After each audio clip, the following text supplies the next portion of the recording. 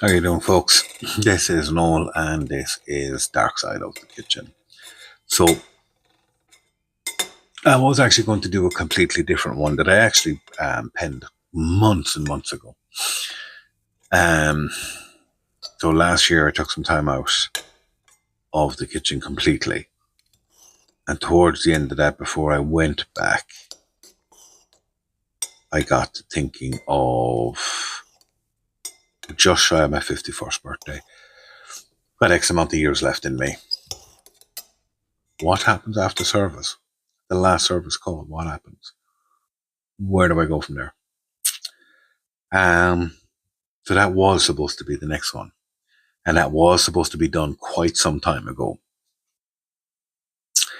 And then for reasons I won't bother you with, my time got taken up with something else for the last period of time.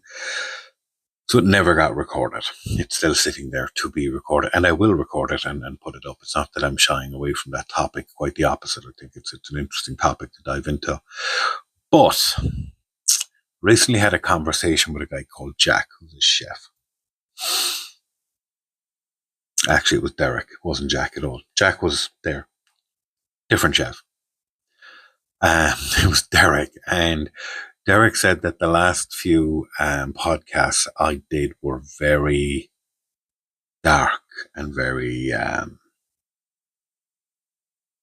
almost downer, And I did get a message sent to me from somebody after, not the last one, the previous one to that.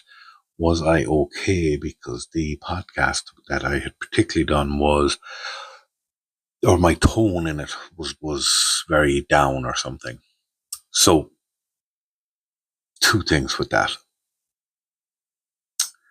The title of the podcast is Dark Side of the Kitchen. One. But I do take on board the comments and the conversations, and I appreciate the comments. So I'm not having a go. And quite often when I record one, I write the other one's next ones almost immediately. Quite often within the next hour, I've started writing it or even finished it. Or I've certainly done the outline of it, because you're in that frame of mind. But the tone then stays very similar, because you're coming off recording one, you're going straight into another, and the tone is in that. So I do understand what people are saying. So I said I would be positive in this one. So the title of this one is More Than the Heat, the Beauty of Being a Chef. As I said, gone 51 now. Been in the kitchen since 16, 17. And the guy I was talking to the other day, Derek, who brought this up, is actually older than me. He mightn't look it, but he fucking is. And him and Jack were at my place to do stuff for an upcoming event. And I was invited to go along to this event to cook at it with them. Not cook at it, their menu was done, but to help them put it out. But unfortunately, I don't think I can make it due to present circumstances. I just wouldn't be able to squeeze it in, because the other side to this is all these chefs would be my age and older. I would actually probably be one of the younger ones. So I know what happens after service with these boys on an event like this, and I would very much enjoy it. But I would lose 2 days. So I would lose the day off and the day afterwards. I assure you I would lose the day afterwards. And it would be a blast, and I would love to do it, but I just don't think at the moment I can squeeze it in. So, but I appreciate the feedback, and can understand where they're coming from.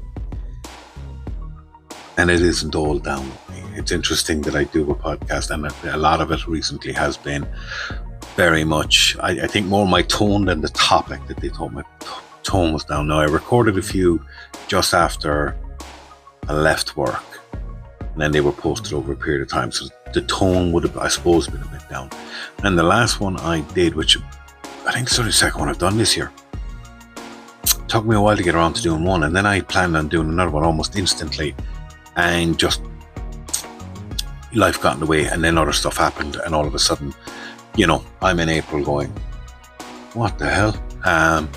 That's why I'm doing this one. It looks beautiful outside. It's actually really cold. It keeps fucking raining every so often, and in between the rain, the sun comes out. You might see the sun shining in on me there, but outside it is not so nice. But it's an afternoon. I said I get this one done and try to get it up tonight, and try to get them done more regularly, because the feedback has been brilliant. I appreciate it. And I have actually asked several chefs to do interviews, and every last one of them have said yes. And I haven't been able to do one. So, I'd love to interview more chefs.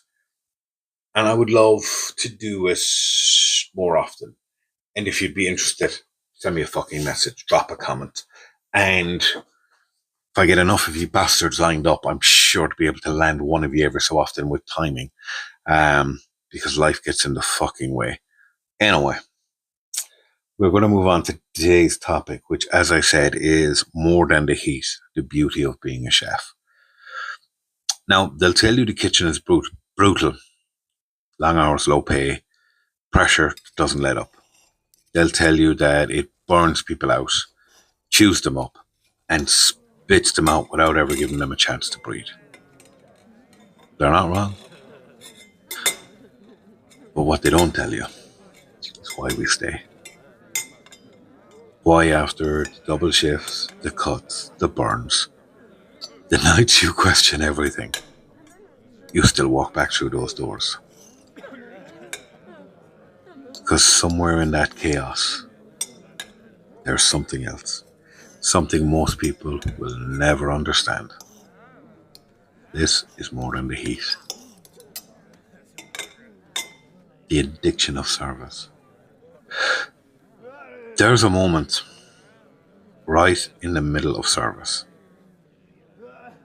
where everything changes. At first it's noise. The orders flying in, the voices overlapping, the heat building, the chaos. And then something clicks.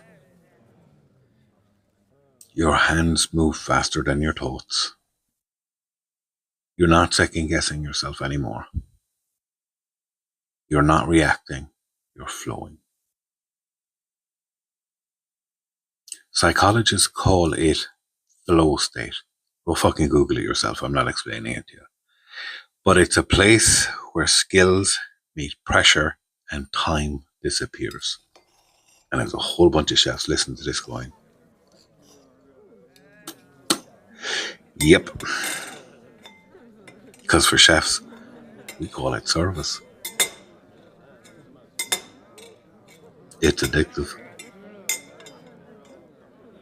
That feeling of being completely locked in, where nothing exists outside of the past. And I've said this before, that the perfect Zen moment for me is me, food, plate, and nothing else exists. It only lasts seconds. Service lasts longer. It's that feeling, as I said, you're completely locked in. Nothing exists outside of what you're doing. Not your problems, not your stress, not the world outside the walls. Just the work, the rhythm of the kitchen, the flow of the kitchen. It's almost like your heartbeat. And for that period of time, you're not surviving anymore. You're flying. And that's the part no one can explain to you. You have to feel it. It is one of those you have to be there fucking moments. Because it's a feeling of, it's outer body. It's surreal. I've done this, and I know other chefs my age have done this. And I've said this to younger chefs. I can hear food. I can be on the pass and tell somebody a pot's about to overboil, that it's been reduced too hard, that the sizzle isn't high enough on something. All your senses,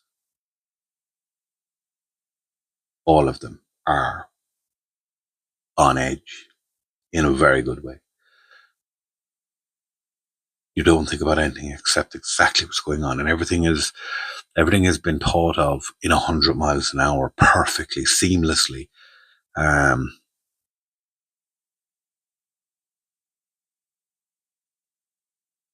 you can only feel it. And it's not just you, the brigade, those people around you. You don't choose them, they end up there. Different backgrounds, different stories, different scars. But if you're leading the kitchen, you're the one that sets the tone, you're the one that sets the pace, you're the one that sets the atmosphere in the kitchen. And if it's all done right, when that pressure comes and them dockets come in, and something happens, and there's a bond, not in the way people think. It's not through small talk, it's not through easy days. It's a bond through stress. You're getting absolutely slammed on a Saturday night or a Sunday lunch and going through it together. But covering each other when things are going wrong, pulling each other out of it when they're in the shit. About knowing, without saying a word, what's next. There's a language in a kitchen, and it's completely unspoken. It's a glance, it's a nod, it's a movement. Suddenly you're in sync. And when you're working with somebody on the pass, depending on how your passes are set up, there's this flow without words. There's this movement around each other without ever touching each other in a really tight space. And you're moving around each other without touching each other, where the plates are just moving, they're moving, and the food is coming. There's this sync to it, this flow, this ebb. And when that's in full flow,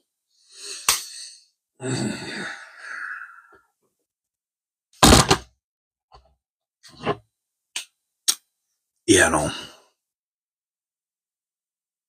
People outside would call it a team. It's more than that. Because when you're shoulder to shoulder with somebody in that kind of pressure, they become your people. There is creativity in chaos. People think chefs are creative because of the plates, the garnishing, the presentation, the Instagram moments.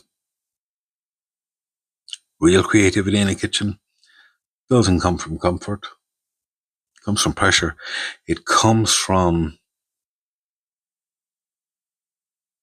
the fish guy forgetting to bring you part of your order, the meat guy missing part of your order, your veg guy going, oh, sorry, meant to tell you we were out of that. It comes from being short on ingredients, short on time, and short on options, and still having to produce something that works. Something that's not just edible, but memorable. Some of the best dishes you ever create were never planned. They were built on the fly, out of necessity, out of instinct, turning scraps into specials and mistakes into something better. And that is craft. And I will give you an example that everybody knows. Caesar salad, the most famous salad in the world, was created out of necessity late at night when there was fuck all left in the kitchen. And the ingredients that were left is what Caesar salad is. Some cos lettuce, anchovies, some stale bread, some eggs, some mayo, some Parmigiano. Created a Caesar salad that is now on half the fucking menus in the world. And every Italian menu in the world, considering it's not an Italian dish. But that's craft. Not genius. Craft. Anyone can create something that's perfect. But in the kitchen, you create when the tickets are stacking up and the seconds are slipping away. Because seconds matter. Seconds matter in a kitchen. In a kitchen, 2 minutes is 120 seconds. And you might say, of course it is. It's the same everywhere else, is it? So at work, if somebody says to you 2 minutes, do they mean 120 seconds? Or do they just mean, yeah, I'll get to it in a couple of minutes? In a kitchen, it's exactly 120 seconds. 1 minute is exactly 60 seconds. Because timing matters not just for you, but the guy standing beside you, across from you, and the guy on the pass. Because when you say 2 minutes, everybody works to that exactly.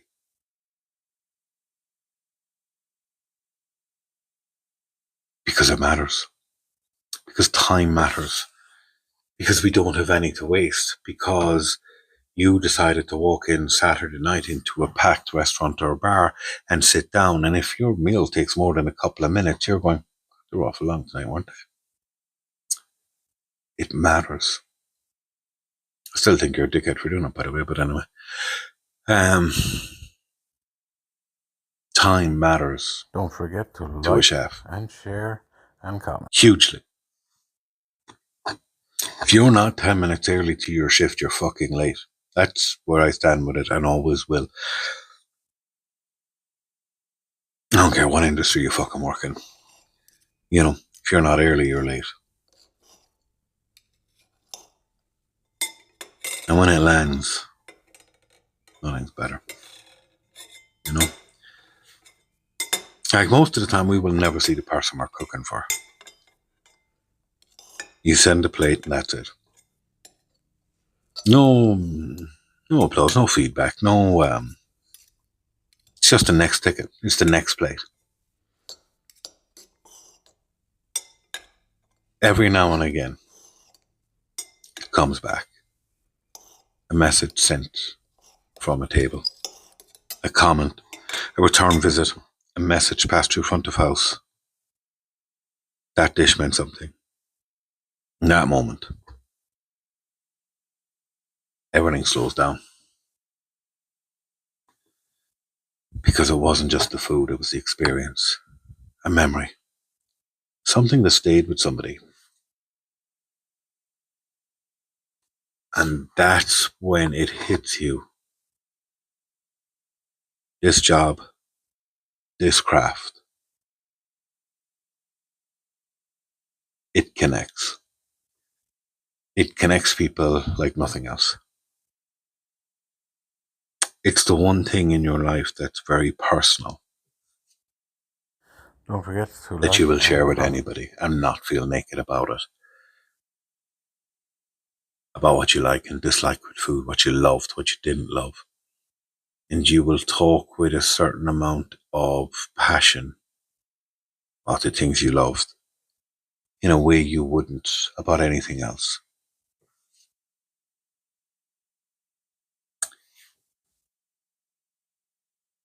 The kitchen builds something. It doesn't just teach you how to cook. It builds something in you. Resilience. You learn how to take the pressure and keep moving. Discipline. You show up even when you don't feel like it. Focus. Because mistakes cost time and time matters.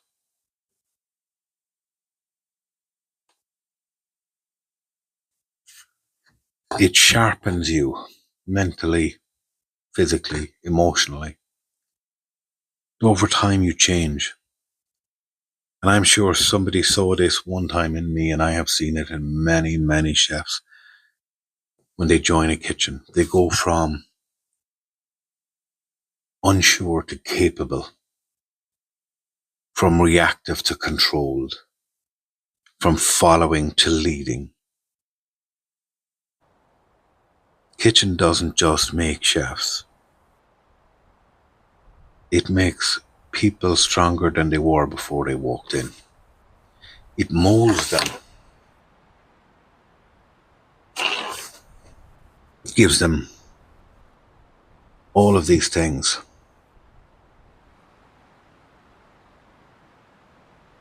Because because it made us who we are.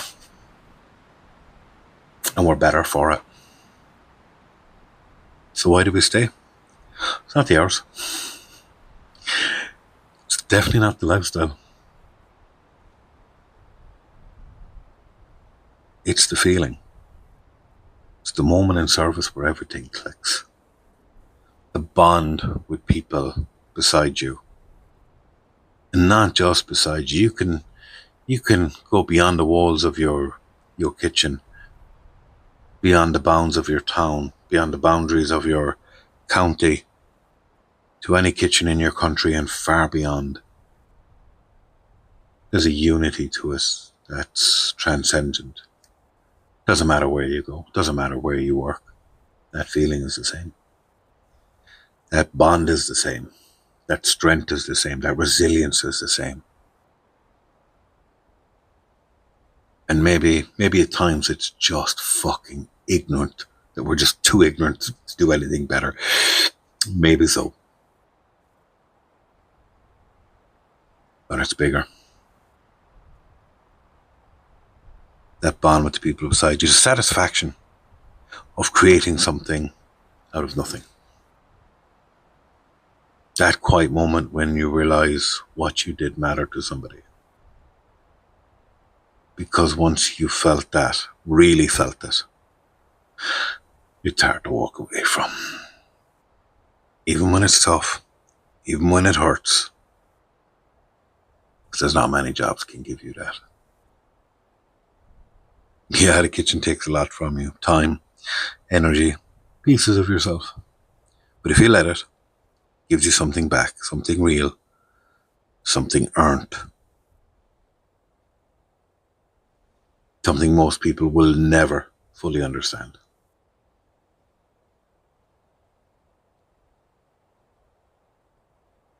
And in this life, it gives us more than just the heat. It's the fire that keeps you coming back.